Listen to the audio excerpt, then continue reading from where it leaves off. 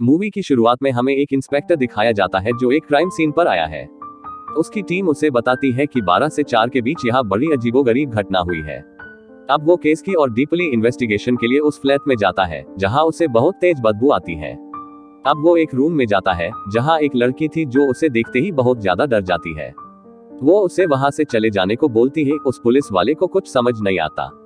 अब वो एक छोटी लड़की के पास जाता है पर वो लड़की भी बहुत ज्यादा डर जाती है और वो भी उस इंस्पेक्टर को वहां से चले जाने को बोलती है। अब वो मेन रूम में जाता है जहां उनकी माँ थी, पर वो भी ऑफिसर को देख के बहुत डर जाती है। अब वो ऑफिसर उस छोटी लड़की के पास जाता है और वहां क्या हुआ है वो बताने को बोलता है। अब वो लड़की उसे बताती है कि उसका नाम हवारिन है और आज उसका बर्थडे है। वो कल से ही बड़ी एक्साइटेड थी। वो बोलती है कि वो सब रात को सारा डेकोरेशन करके सो गए थे क्योंकि वो सब 2:30 बजे केक काटेंगे, क्योंकि हवारिन का बर्थ टाइम 2:30 बजे था। अब सब सो जाते हैं और 2:30 बजे उठने का डिसाइड करते हैं, पर हवारिन को नींद नहीं आ रही थी इसलिए वो बाहर ही सोफे पर सो गई थी। अब ऑफिसर उसकी माँ से आगे की कहानी पूछता है। वो बताती है कि जब हवारिन बाहर सो रही थी तभी एक आदमी उसके चेहरे पर मास्क बांधे उनके घर में घुसता है और दरवाजा खोल के उसके साथियों को भी बुला लेता है। उन लोगों को खबर मिली थी कि इस घर में 20 लाख रुपए थे। उनमें से एक लड़का था जिसका बाप भी उनके साथ आया था और उसका बाप ही उन्हें लीड कर रहा था।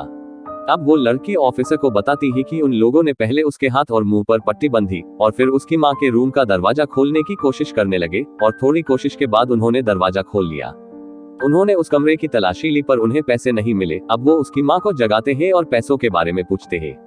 वो लोग उसके बेटे को पकड़ लेते हैं। वो लेडी उनके पैर पड़ती है और घर में जितने पैसे थे वो सब लाके दे देती है, पर वो सिर्फ 30,000 थे। अब वो लोग उसको उसकी बेटी के रूम का दरवाजा खुलवाने का बोलते हैं और अपने बेटे के लिए वो उसकी बेटी के रूम का दरवाजा खुलवा देती है।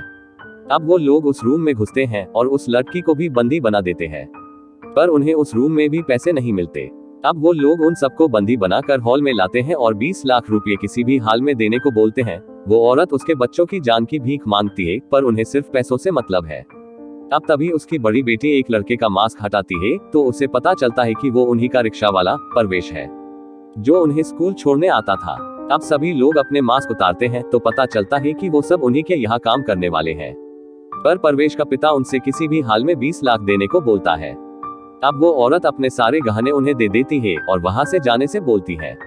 अब परवेश का पिता इन सब से कुछ खास खुश नहीं था। अब वो उस औरत को चिकन पुलाव बनाने का बोलता है, पर ये सब करके भी उसका मन नहीं भरता, इसलिए वो उस औरत और उसकी बेटी को नए कपड़े पहनकर तैयार होने का बोलता है और मजबूरन उन्हें ऐसा करना पड़ता है। अब वो उन्हें उनके सामने नाचने का बोलता है।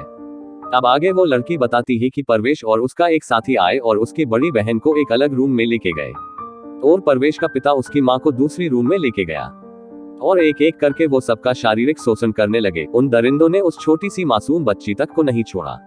अब ये सब सुन के वो ऑफिस बहुत चौंक जाता है। तभी उसका साथी वहां आता है और बोलता ही कि उन्हें घर में सिर्फ 3 मेंबर मिले हैं, एक मेंबर गायब है।